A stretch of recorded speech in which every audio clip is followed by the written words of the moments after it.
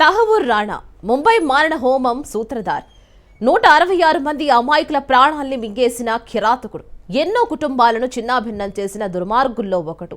నాటి మారణ హోమంలో అమాయకుల ప్రాణాలంటే ఈ ఉన్మాదికి లెక్కే లేదు.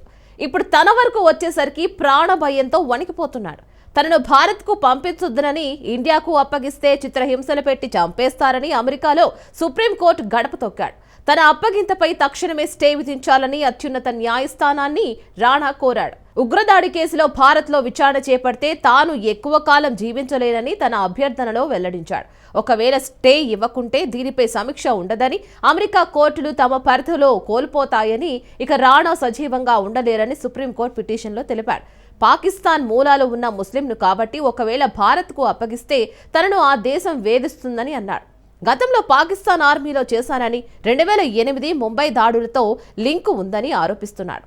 ఇంకా తన ఆరోగ్యం దృష్ట్యా ఇండియాకు తనను అప్పగించవద్దునని కోరాడు. అంతేకాదు 2023 మానవ హక్కుల నివేదిక ప్రకారం మోదీ సర్కార్ మైనారిటీలను వ్యవస్థీకృతంగా వివక్షకు గురి చేస్తుందని, అక్కడ ప్రభుత్వం చాలా నిరంకుశంగా మారిందని, ఒకవేళ భారత్కు అప్పగిస్తే తనకు చిత్రహింస జరుగుతుందని తన అభ్యర్థనలో రాణా పేర్కొన్నాడు.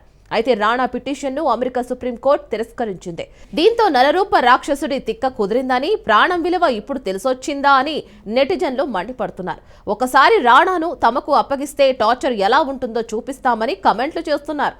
మరి ఈ మోస్ట్ వాంటెడ్ అమెరికా సుప్రీంకోర్టుకు చేసిన విజ్ఞప్తులపై మీరేమంటారు? కమెంట్ చేయండి.